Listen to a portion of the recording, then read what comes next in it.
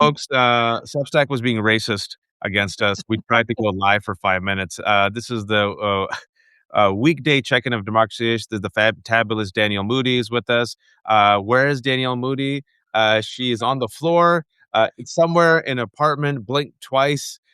This is Danielle trying her best to live stream. This is what happens when you're independent Oh, shit. and doing your best to help I do my loved ones best. heal. She's in the corner of a room, cramped, but she still has made time for us. And folks, we want to discuss a couple of stories today, but before we do, I want to just share with Danielle Oh, briefly. yes. So yesterday I was in Lafayette at a Commonwealth Club talk. It was the second time they invited me. It's a really nice community, and so I'm like, I don't know. It's a Tuesday night. Maybe like 6 people will show up.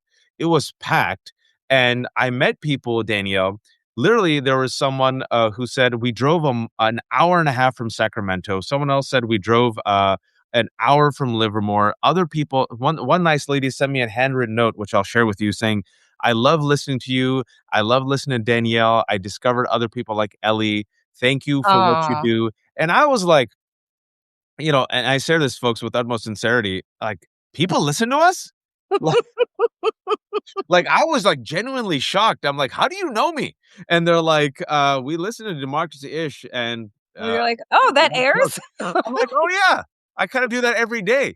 And so I think people forget, Danielle, like we have no Yeah. delusions of grandeur. We work, we live our lives, we're independent. I have 800 kids. But I was so pleasantly surprised. And I sent Danielle a note. I'm like, Danielle, people listen to us and they like us. I just, it's wild because I think that one, there was a time when I used to do this and go into a studio every day, like literally go into a physical studio. And that changed during COVID. And so doing this work all the time, but doing it from home or doing it, from the road or whatever, you're alone, right? So it's just like so folks, it's just like on a screen talking to Waj, talking to whomever, and you're in your home, and that's where you're all day. So even though you guys are in the chat, it's not like we're in front of a live audience or like walk out of a studio and people like, yeah, great job. It's just you hope people are watching. So it is wonderful to get that feedback in person, and I'm glad that you did. Yeah, no, but all of us, right? And so they're fans of all of us, and you'll be. I mean, not. It's also pleasant, right? Because people say Danielle and Wad, you guys talk against white supremacy, and you see every time I go on with Joy, we have all these white nationalists and the MAGA like always do these clips and make like fake outrage over Waj hates white people and Joy hates white people, right? This base was overwhelmingly middle-aged white men and women. Uh, Mm. and like, so I was like, "Oh," and so they're white folks. They identify as white, and, like, one of them said, "I'm a spicy white," and I said what I said.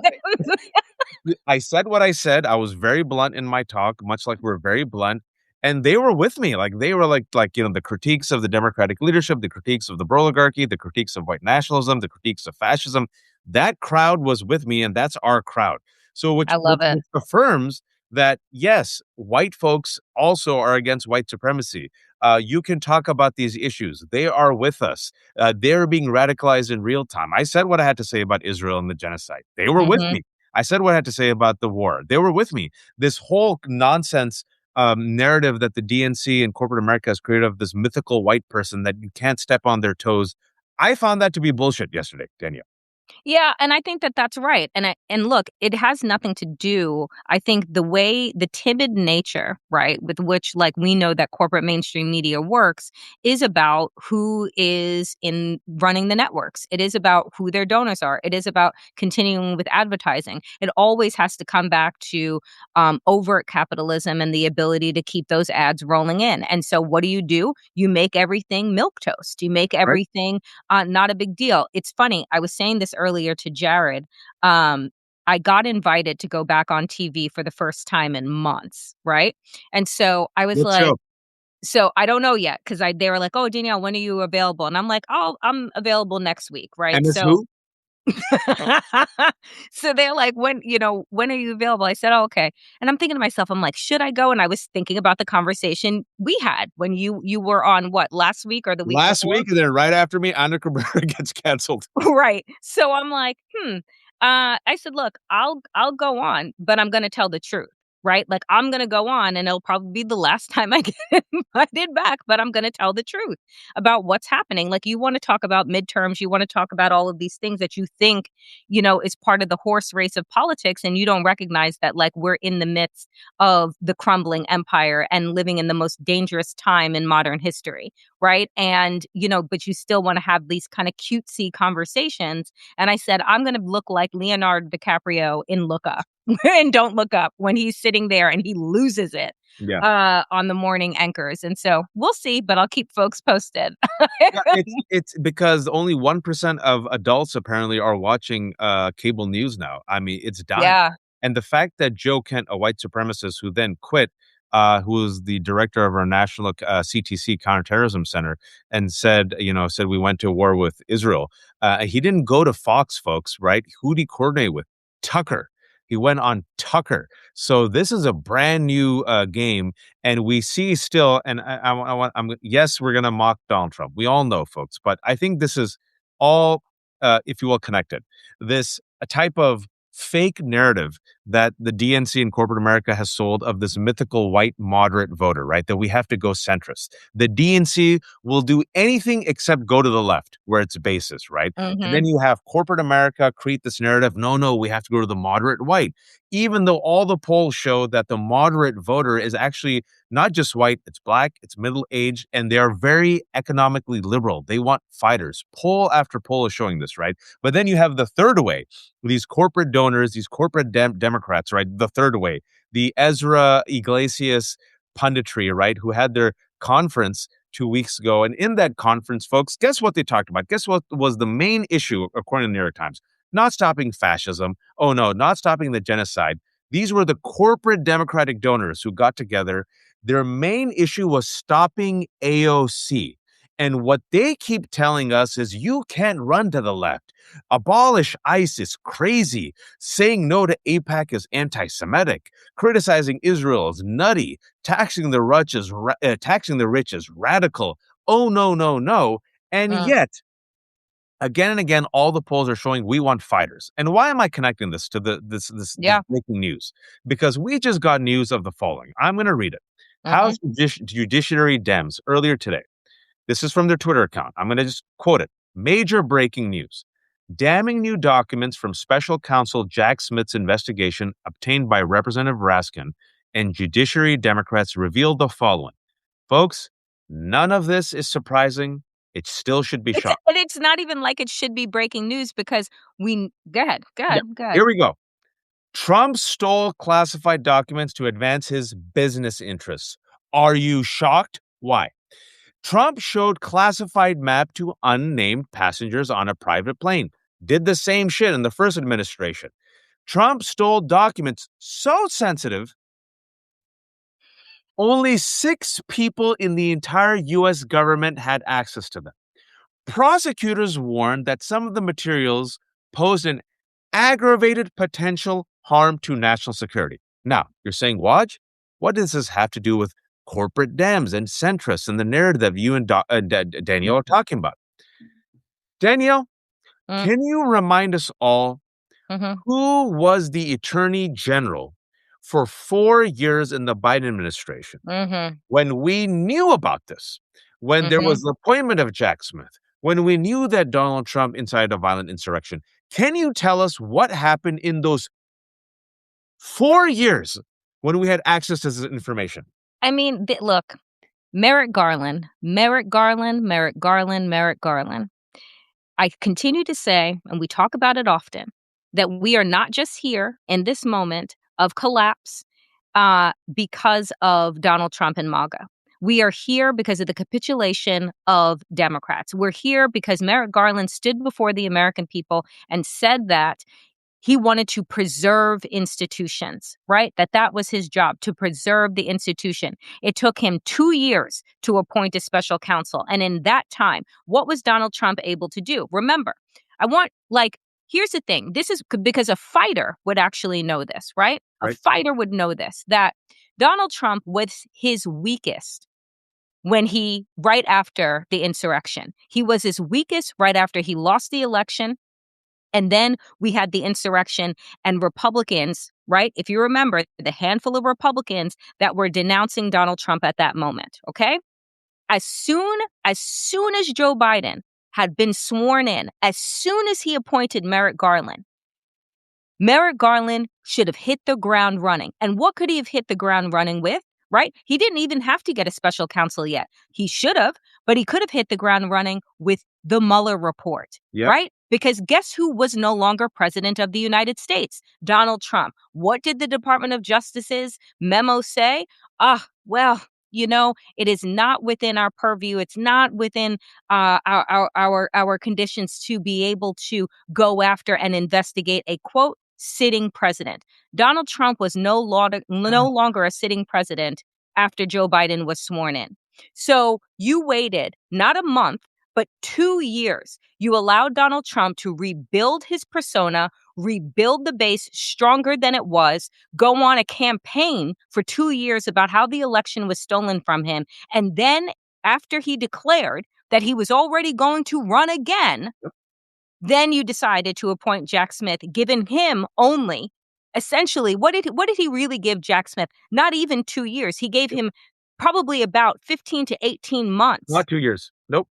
15 to 18 months to be able to put together these cases, and by then you're running up against the clock of November 2024. So essentially to say, when Merrick Garland passes away, right?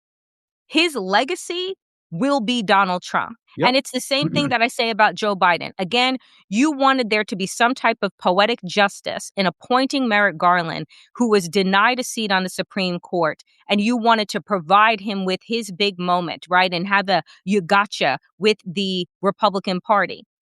He was milquetoast to begin with. He shouldn't have even sat on the Supreme Court because I guarantee you he would have sided more so with Roberts and the gang than he would have with the quote unquote liberals of the court. So, we're here, folks, for a myriad of reasons. But that timeline in particular, if you wanted to preserve institutions, accountability and transparency, do that. Merrick Garland did none of that. I'm going to say it. There are three sins, unforgivable sins of Joe Biden. Number one, his delay in leaving, which gave Kamala Harris, 2 months to run. 107 days. Yeah, like nothing, right? Like a couple of months to run. She didn't even have time to she had to pick Tim Walz, announce him, and he really handicapped her. Sin number one, right? Barely gave her any time for her campaign. Sin number two, Gaza, the ongoing sin of Gaza, his complicity in this genocide, his trademark empathy, utterly missing, right? Repeating Israeli talking points, pro-Israel talking points, completely undermining Palestinian suffering. That's on Biden. There were no red lines. It was pure green light. And there's more and more reporting and books that are going to come out, and folks, it's going to be damning. And then the third sin, the unforgivable sin of Biden, and I just discussed this with IHIP, Jen, was Merrick Garland. The appointment of Merrick Garland, who deliberately, like a somnambulist, slow-walked, dog-walked this investigation. Folks, it was a 2.5-year delay in indicting the president. 2.5 years. All right. So what time do you have? 2.5 years. You slow walk it. You've already lost 2.5 years. Compare that. Let's be honest, folks. We mock and criticize the Republicans as we should, but Attorney General Pam Bondi, Kash Patel, he put in his yes men, his Luca Brazis, who are just straight up going after Don Lemon, straight up going after Renee Nicole Good, straight up going after Olivia Troy. Comey, right? Tish James, right? They hit the ground running, going after people. Why? Because in the time frame, in that 2.5 years, in that time frame, what was being written, Waj? The Heritage Foundation's Project 2025. So not only did they have Donald Trump's retribution campaign, they also had an entire blueprint about how they were going to do things differently. And once again, Democrats, with their short-sightedness, never believed that Donald Trump would try to run again. But if you're going to be running up against multiple lawsuits that could end you in jail, and the only way not to go to jail is to become president of the United States again, we're here also because of Democrats' failure of imagination. So that's Kay Bacon says, I get that you're angry about Biden, but I don't see this as helpful. Bear with me. Give me 2 minutes. Very good question. Let me connect the dots. Um, I want to quote Sarah Kendzior because someone Hmm. mentioned. I've talked to Sarah about this before. Sarah's fantastic. I call her Cassandra. She warned about this. I've been trying to get her back on. She's really busy. But this is an interview that she had with Between the Lines, right? And let me just quote Hmm. her. This was a tremendous failure, and you're one of the few hosts who has allowed me to speak about it in public. I'm quoting her. Just give me a minute. There's Hmm. a tremendous effort to lie about what Merrick Garland was doing to make up all these stories, that he was secretly fixing things behind the scenes. Remember that? Oh, don't worry. Hmm. He's thorough. Oh, don't worry. He's going to make the case. We all heard that. He's slow Hmm. walking, folks. But that was not happening. It was not going to happen. This is what Sarah says, quote, and that was very clear from the start because Garland was installed by people deeply tied to Jared Kushner. He was installed by Jared Kushner's lawyer, who is his lifelong mentor. That's a woman named Jamie Gorlick. So already I was worried when he came in. I thought maybe the gravity of the situation would cause him to do the right thing, but that was not the case. And people should really grasp that this has never happened in world history. I'm kind of astonished by the dearth of scholars who are not pointing this out. All of these scholars of authoritarianism and fascism and so forth. There has never been an openly plotted coup in which the coup plotters and all of their helpers were not punished and were allowed to stay in Congress and were allowed to make laws. Because she's right, it wasn't just Donald Trump. Openly, there was a war room in the Willard Hotel. There was Clarence Thomas's wife, Ginny Thomas, Yep. posting pro-insurrection tweets, texts to Mark Meadows. There was representative like Andy Ogles and others who were all Josh complicit. Hawley with his fist giving his support to the insurrectionists as they are storming the Capitol. And then he ran away. And then the coup plotter was allowed to run for president again, like Mafia Grover Cleveland. I mean, it's nuts. It has never happened, even in the most severe authoritarian regimes, but people thought Biden would make real change. They thought that Biden would hold Trump accountable. It became clear to me in the spring of 2021 that Biden and the DOJ and Congress were going to do nothing to hold Trump accountable. And that's why, Kay Bacon, you have to connect the dots because things haven't changed. Moving it forward, things haven't changed. You just saw the pro billionaires, AI, crypto, APAC, spend $92 million to tilt the Illinois race. You saw them try to tilt the New Jersey race. You just saw last week Bloomberg say that all these billionaires and Silicon Valley tie-ins are spending $500 million to tilt the California races after a poll came out that said California 2-1 wants to tax the billionaires. You see Gavin Newsom openly say, I can't tax the billionaires. They're part of the Big Ten. You saw Gavin Newsom yesterday say on Israel, tell him. Uh-huh. That he was sorry to compare Israel to a quote unquote apartheid state and backed away from those comments. I'm sorry. Have you seen the latest pictures out of South Lebanon? Have you seen what's going on in the West Bank? Have you heard about the Greater Israel uniforms that the IDF is wearing? Why would you back away from comments that a majority of Americans actually support? Because for the first time, instead of having their opinion of Israel filtered through mainstream corporate media, they're seeing genocide stream on their own phones. And the polling shows that. The polling shows that the people are on the side of humanitarianism. That's what this is about, humanity, right? Outside of ethnicity and religion. So the fact that you think, and Shapiro did the same fucking thing. These are the quote unquote potentials for 2028, which we're not going to make it to, but whatever. Let's just pretend. Inshallah. Inshallah, for 2028, these are the men that want to stand up on the debate stage and say that they're going to be representing the Democratic Party. These are the men, folks. And the reason why Kay Bacon and others that we connect the dots here is because it is really hard to move forward when you don't reconcile with your past. It is really hard to move forward and want to make it that Donald Trump is our sole enemy when it's actually the system and the complicity of holding on to the status quo that people benefit from. And by people, we're talking about both parties in That's right. Congress that benefit from it. Yet, who the other day, Cory Booker, yesterday, still now saying that there are good people in the Senate on both sides. I'm sorry. What are you talking about? What are you talking about? Tell me what Republican that you are referring to. It's insane. It's insane in a space to be in where you know that the president of the United States is losing his faculties. You know that he is literally every day dropping truth socials that are putting us further and further into war. You know that the war that we are currently in is unwinnable. You also know that as the S&P keeps bouncing around, that Donald Trump is outwardly manipulating the stock markets, and Yep. every time that he claims that there are negotiations which Iran is saying are not actually happening. Oh, there are Literally today, negotiations. again, The markets, the price of oil drops, people make money, then Donald Trump says, "Oh, but I'm putting 3,000 boots on the ground." And then those folks, they buy oil, they buy drones, they invest in this war. They are making money off of it, and they're grifting out in the open. And the Republican Party, they're not holding Donald Trump accountable. They're cheering for this. So Cory Booker, who are the good guys on the Republican side? yeah, who are the good guys? Follow the money. We've said it before. We're going to say it again. It's a big club and you ain't in it. Follow the money. Palantir spending money on the races right now on Democrats in California. $500 million. AI companies, crypto companies, AI, crypto, and APAC spend $92 million to tilt the Illinois races. Folks, do you think the Democrats who are going to get in power, inshallah, if we have free and fair elections, and inshallah, if a Democrat wins without any truth or accountability, if they're beholden to the very same corporate interests that are in bed with Republicans, many of them being Republican billionaires, do you think we will have accountability?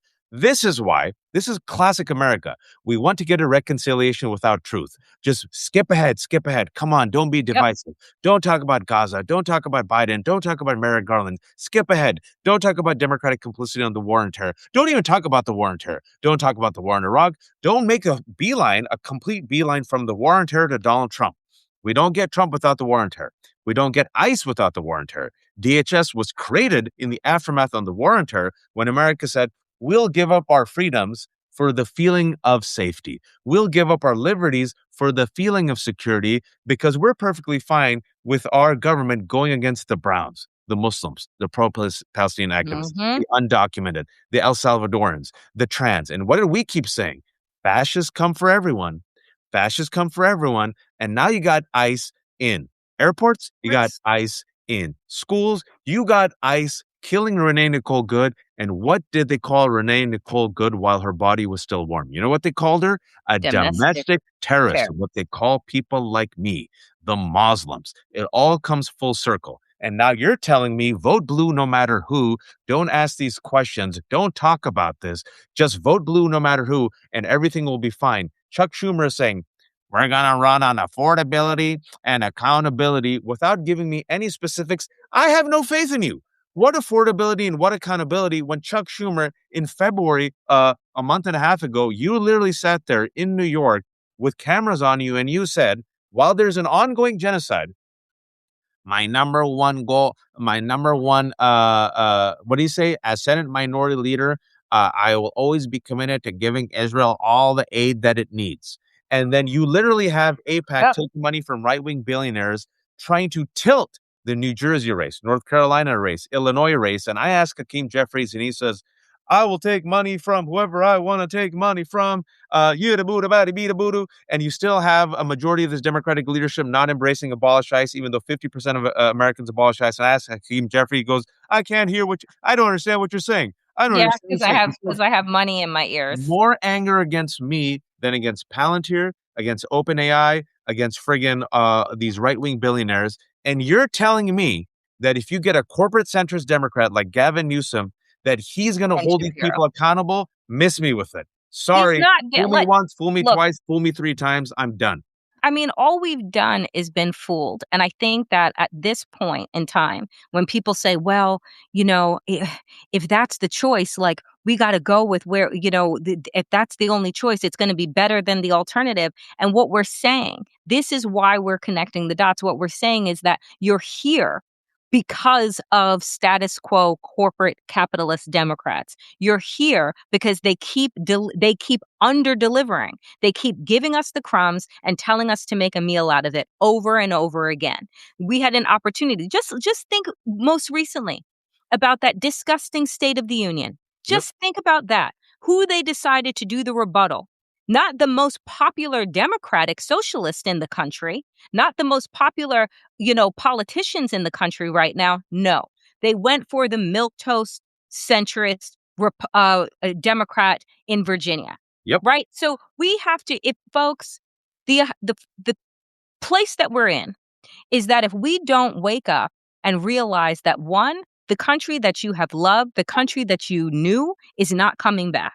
And that every action that we take from this moment on is going to determine what the generations that come behind us actually get from this country. It's going to determine the lives that they're living. Wash has 3,000 kids, right?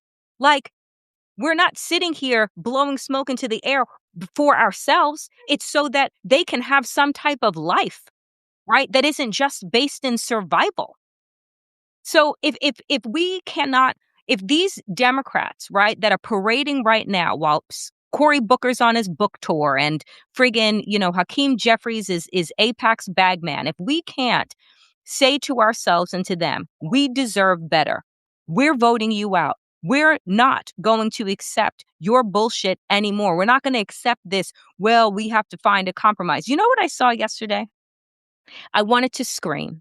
CNN's headline with regard to Republicans coming to the table with a deal to fund DHS partially without ICE. And I'm like, where did I see that before? Oh, that's right. In the 8 bills that Republicans voted down that Democrats put forward. Yeah, But I the think 9 title, bill.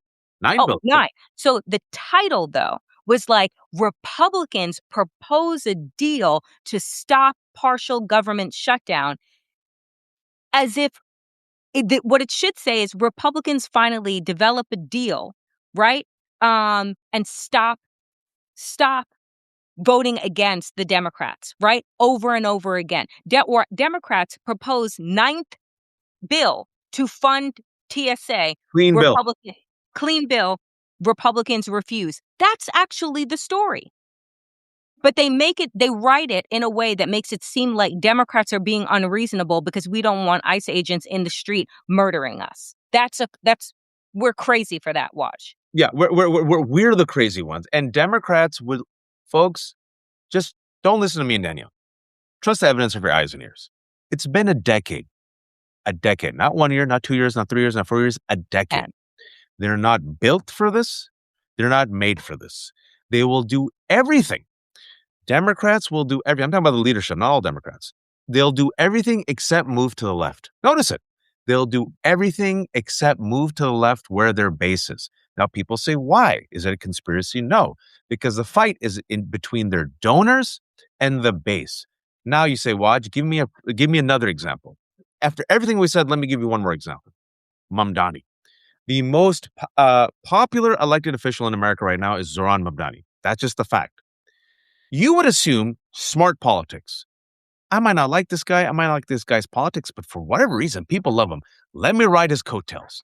Right now, Democrats have a historic low, meaning that Donald Trump is even more popular than the Democratic Party right now. So the question you might be asking yourself is, well, how are Democrats now winning in these special elections? They just won yesterday in Florida, the Mar-a-Lago district. They flipped another seat. They're winning by double digits. Why is this? Surely people love the Democrats. How do you reconcile this? I don't get it.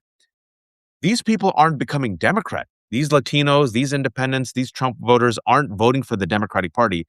They're voting against Trump. That's the misread. That's why you got to read this carefully. They're not becoming Democrats. They have no faith in the Democratic Party. They're just voting against Trump because they're so sick and tired and they want change. So the Democratic leadership has said, aha, we can play possum. We'll take the James Carville approach, play possum. We don't have to release the audit. We're winning anyway. Ken Martin promised to release the audit, but now that we're winning, we won't release the audit because the audit will show Our base is pissed off at us. Our base wants us to be fighters. Our base wants to be economic populists. We already got the leak in Axios that the main reason why Democrats stayed at home was Gaza, like we said. We don't want to change the status quo. We like our APAC money. We like our crypto money. We like our Palantir money. Our corporate donors are terrified of Zoran Mamdani. They're terrified of AOC. Let's keep making the money. Let's keep installing people who will go for reformation, like Merrick Garland, instead of transformation. Transformation's scary. Ooh, Mhm. Gavin Newsom, even though Republicans and independents, literally a majority of Americans want to tax the billionaires, Gavin Newsom said they're part of the big tent. And how is it connected? You had the ability to hold these people accountable. And what do me and Danielle keep saying? It's a big club and you ain't in it. It's a big club. They all fail up.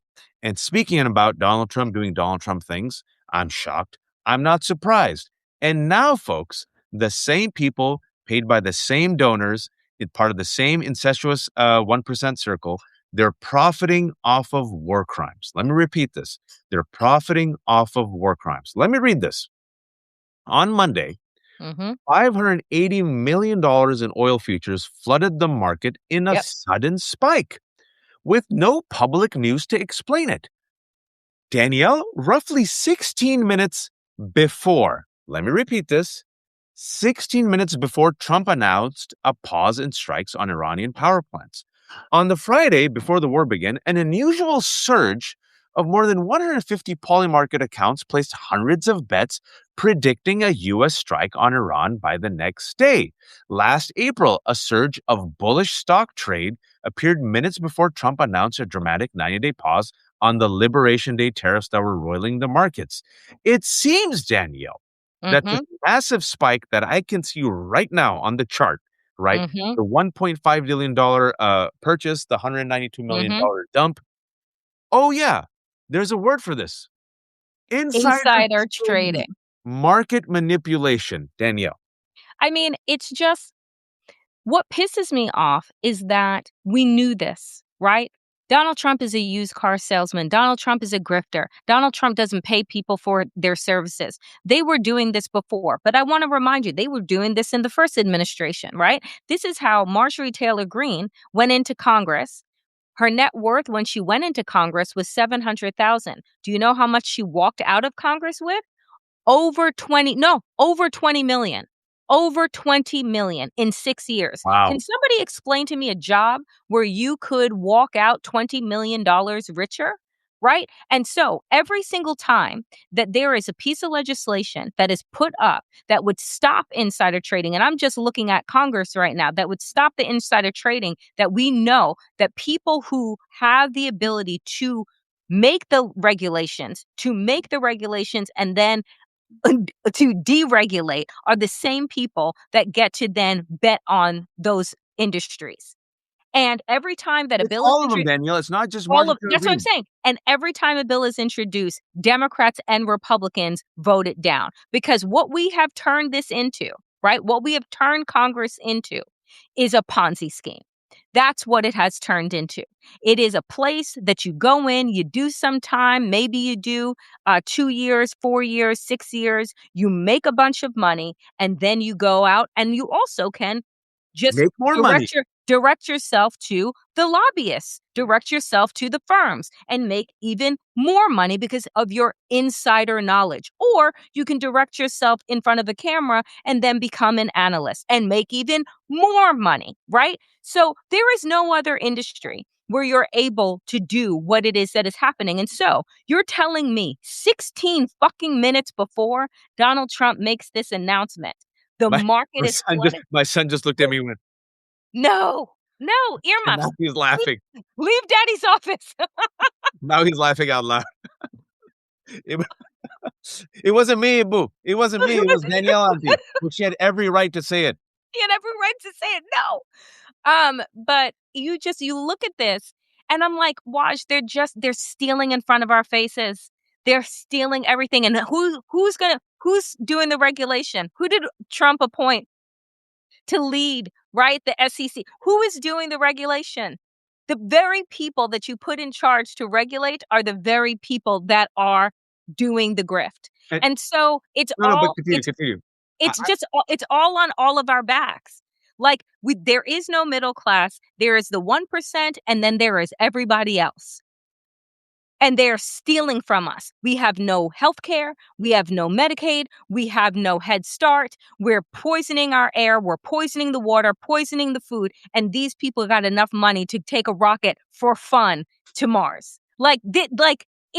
It's you have to laugh sometimes because it's absolutely insane. No, what you reminded me of, and it goes back to, Kay Bacon, and I said to Kay Bacon, we're not picking on you. You had a legitimate statement in question. That's why I wanted to explain it. It goes back to when there's no accountability, it goes back to 2008. Too big to fail. That was one of the major mistakes of President Obama. Too big. That was a moment, Daniel. That was a moment. And he had the wind behind his back, and the people would have said, yes, rah, rah, rah. This is the worst economic crisis done by these mother effers who sold us these BS mortgages and wrapped them up and made them AAA, even though they were turds. And so many people lost their houses, and so many industries. Like, we never recovered from the 2008 economic crisis and No. the war on terror. But what were we told? Too big to fail. And then who was put in place to then help us?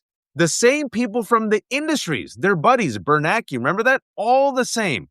Geithner and Bernanke, all the people part of the incestuous ecosystem, Goldman Sachs Part and of the Wall Street. Epstein cohort. Oh, Part of the Epstein, all of this. And the funny thing is, because we haven't talked about Epstein in at least 2 weeks, right? 2, 3 weeks. All of this comes back to the fact that all of these people, when Waj would say it's a big old club and you ain't in it, that George Carlin quote, it is a big old club. It's called the Epstein cohort. yep. And they've all been covering for each other. They've all been making each other really rich. They've all been a part of this big pedophilia cabal. They're running banks. They're running insider trading. They're doctors. They're politicians. They're sultans. They're spiritual leaders. They're in every single place making this happen, making each other richer and richer and richer and less touchable to the rest of us. You know what Obama should have thought about instead of they're too big to fail? I don't know, the working class, right? Because we seem to be the ones that are always, they can fail. It's okay. They can go to the breadlines. It's okay. They can file for unemployment. That's all right. They can foreclose on their homes. It's okay. Right? It is never about, my goodness, why should these hardworking Americans have to bail out these corporations for their disgusting, insatiable greed? Because that's what it was. You can go from the housing crisis, right, to what is going to be the AI crisis, the Yep. AI bubble, which is Yep. seven corporations giving each other money, giving each other make-believe money, And kind of single-handedly inflating. fueling the American economy right now.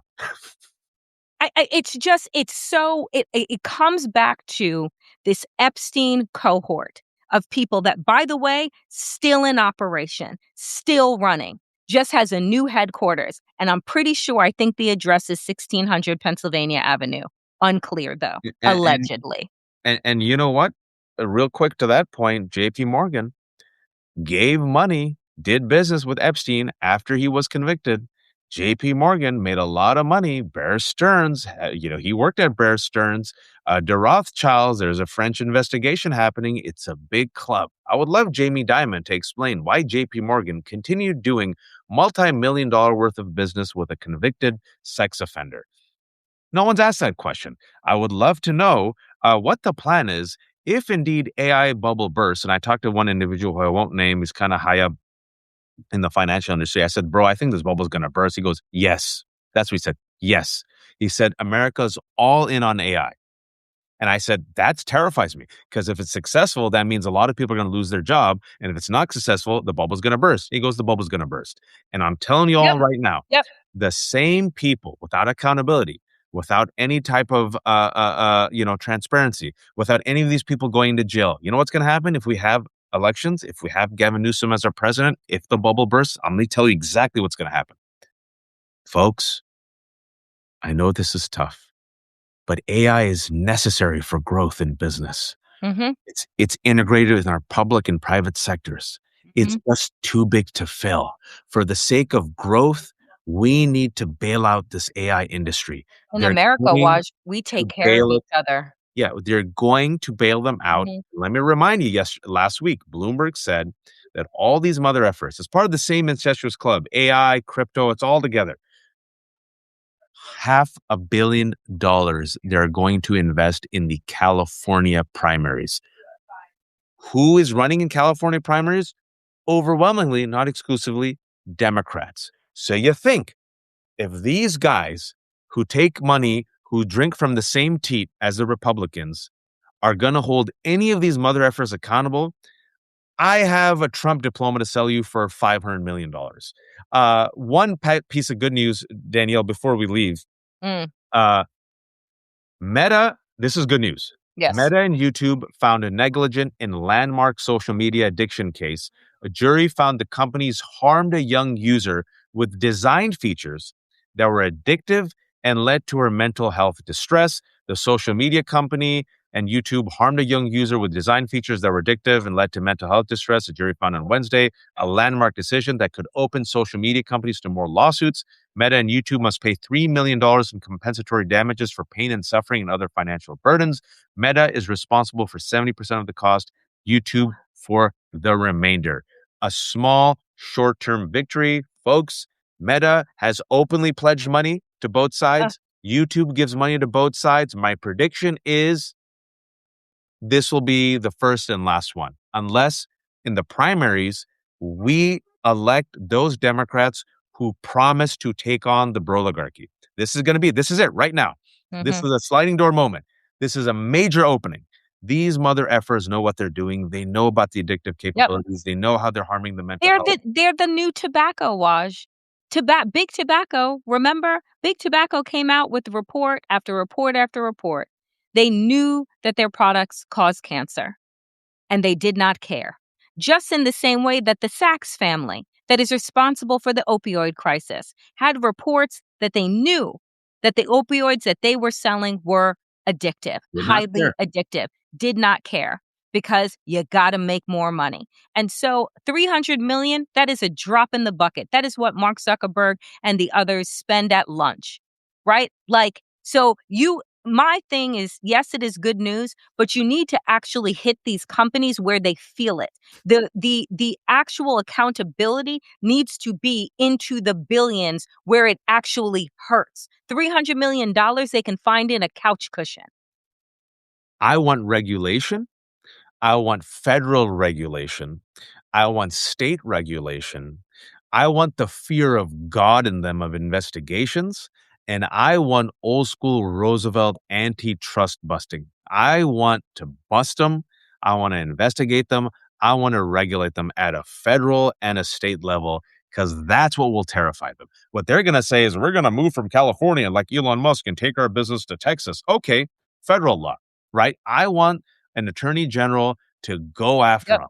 I want them to have the fear of God because other than that, they're going to keep getting away with it. And this puts some fear in them. This is a fear. Like they're like, oh shit, this can open up more lawsuits. Oh shit, we can get more money. Oh shit, people can gouge us. And because they give money to both sides of the aisle, folks, I'm just telling you all, keep your eyes wide open. Who are the Democrats who champion this, celebrate this, and demand more accountability? And who will be the Democrats who will be pipsqueak quiet with mouse farts? Pay attention in the next day. Mhm. That will tell you. And then if you tell me you're going to go for the corporate Democrat who promises no more retribution and accountability against these friggin' evil social media, let's be honest, Bond villains, that is not the Democrat who will bring any type of accountability. It will just be milk toast reformation instead of transformation. But what it really is complicity. Pay attention to this, folks. Pay attention. Danielle, shamelessly promote yourself.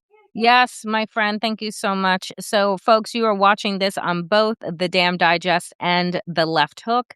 Waj and I keep our content 100% free.